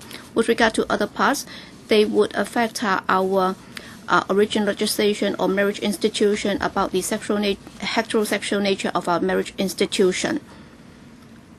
Starry Lee, I have a question. In the event that, all right, every member has his own decision, all right, in the end, if this law doesn't get passed in this council, then what's the legal implication? And if that should arise, then will you come back to this council again, or do you have plans to deal with this eventuality? Bureau Director, our target is very simple. That is, before the 16th of July, we hope that this Council can complete its scrutiny and the bill be put to a vote, because this bill is to reflect in full the ruling by the CFA. So we are just codifying this in our statute law, and that's the duty of the executive, because the court has already made its ruling, and Priscilla Leung was just looking at it from the legal perspective, so it's her wrong interpretation. So she tried to interpret the extent of the court ruling, and as far as our discussion is concerned, some of the issues might have gone beyond the scope of the ruling, and of course members have their own considerations. But then in the event that on the 16th of July, after all the efforts that we have made, if we still do not manage to pass it, then the court ruling will come into effect. In other words, under the marriage ordinance, with regard to the heterosexual nature of our marriage institution, we will follow the ruling of the CFA in processing any application. So on the day that it comes into effect, then we will have to follow in full the court ruling in dealing with all the cases that we have at hand. I think the Bureau Director has misunderstood me. All right, if we have not completed our scrutiny, then the CFA ruling will come into effect in mid-July. That's very clear. But then my question is, in the event that we have completed our scrutiny, I don't know when, but then what if this law is rejected by this Council? What's the legal implication? And what kind of follow-up action will be taken? So what if it's rejected? What if it's vetoed? Will that have any bearing on the ruling by the CFA? All right, if the legislature does not agree for whatever reasons. Indeed, according to what I heard from the public hearing, there are very divergent views expressed. So they are diametrically opposite. So this is the legislature. What if the law is rejected or vetoed by this Council? My understanding is that with regard to the marriage ordinance, on the interpretation of a marriage institution, that is a marriage between a man and a woman, all right, it has given its interpretation, and once this interpretation is given, it becomes part of the law, and whether the amendment bill is passed or not, it does not affect the order made by the court. In other words, assuming that this amendment bill is not passed, it will not render the ruling by the CFA void, because the CFA is only interpreting the existing legislation as to what it means. The reason why it is interpreting that piece of legislation, that's because the law is in effect. That's why it's interpreting the existing provisions. But then, as we just said, the CFA ruling will continue to come into effect. So my suggestion is, well, the Bureau Director might wish to take it up with the S4J or the DFJ as to the legal implications. So is it confined to whether or not this interpretation will come into effect? Well, 4 members would like to speak on it. Well, we simply don't have enough time to discuss it, so just try to seek clarification instead of engaging in a discussion. So you'll just be given 1 minute to ask question. As to the answers, we'll give a consolidated response after all the questions have been asked. Who else would like to ask questions? Kwok Wai Kang, Helena Wong, Raymond Chen, and Priscilla Leung. Anyone else? 1 minute each. You may not have to use up the entire minute because we have to end by 1. Yes, Kwok Wai Kang, just now it's been asked that if the scrutiny is at odds with the court ruling, what will happen? All right, the Bureau Director has already tried his best to answer. I think we all need to have a better understanding of this. All right, given the fact that the court has already made a ruling, and once the deadline is reached, then it will come into effect, and what we are scrutinizing basically is the same as the court ruling. No addition, no deduction. So is there a necessity for us to finish our scrutiny before the deadline, I do have a big question mark. So even if we just sit idly by without scrutinizing the bill, well, when the deadline comes, the ruling will still come into effect. So what's the purpose of scrutinizing it? Because we have not added anything new in the amendment bill. Helena Wong, sorry, she's not coming through. Well, I'd like the senior counsel from the DOJ to tell us either in writing or verbally, or before July the 16th, if this Bills Committee is not able to complete the amendment of the bill. So it should be the scrutiny of the amendment bill. So what's the legal implication? What's the real implication? So can you give us something in writing? Can you give us a reply? Whether transsexuals completing the full SRS can get married? If we are able or not able to finish our scrutiny before the 16th of July, what are the legal implications? Will they be able to get married? Raymond Chan, just now we talk about vetoing this amendment bill. In the event that this council vetoes the marriage amendment bill, what will happen? I'd like to make it clear, we are not overturning the decision by the CFA. So if we are rejecting the bill, we are rejecting the amendment bill by the administration. Is that identical with the CFA ruling, or is the duty of the Bills Committee to find out if they are identical?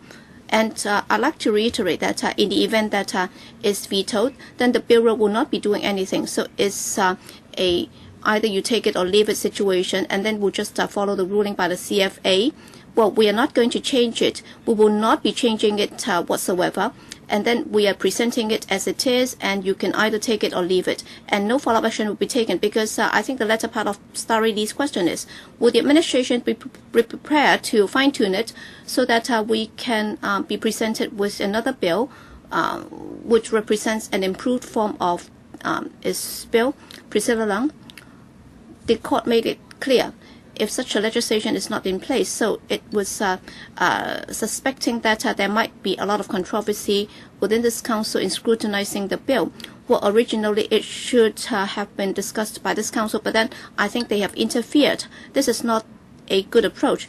Well, they are trying to extend the meaning of a one-man, one-woman marriage institution, and for people who have gone through this very stringent operation, which is irreversible, and according to our understanding, they would be adopting a new gender in their future life, and they've made it clear that is if a legislation is not in place, then that will already apply in common law. So it's already a binding precedent, as I told Raymond Chan earlier on. So, well, some people would like to widen or broaden the scope. Others would also like to have other issues dealt with under the same bill, and it's not possible. That's why I think the situation is already very clear. Well, I think the Bureau Director has heard it all. I'm sure you are aware of all these issues from different channels. So, next time when we meet again, please give us a response in writing, including the DFJ. So it's a very focused issue. So please give us a reply in writing. But I have to deal with this now. Well, because the Bureau Director has already said that, well, as far as the Policy Bureau responsible for this, I hope that you can be prepared for that. That is before the 16th of July. We have to deal with this. And whether or not we are able to complete our scrutiny is up to the Bills Committee. But then as the chairman of the Bills Committee, I'll try my best to make sure that such arrangements are in place. As to the final outcome, we are not sure. Well, if we have to follow the deadline of July the 16th, then for the resumption of second reading, in fact, we don't have a lot of time to go. So, counting back, so July the 2nd, and then, so the 9th of July will be the last date that we can go by in reporting to the House, and then if that is the case, then we will have to report to the House on the 23rd of June. So it's a very demanding time frame.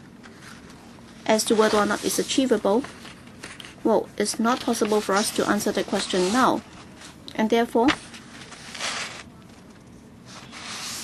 following our timeline, we'll arrange or schedule our meetings as far as possible. With regard to the date of next meeting, I'd like to consult you, either the 26th of May and the 5th of June. Well, that being the case, I can only suggest that the 26th of May be the date of the next meeting. How about the council meeting? It's a Monday.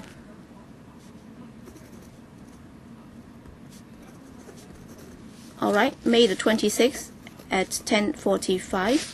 So meeting is now adjourned. Thank you.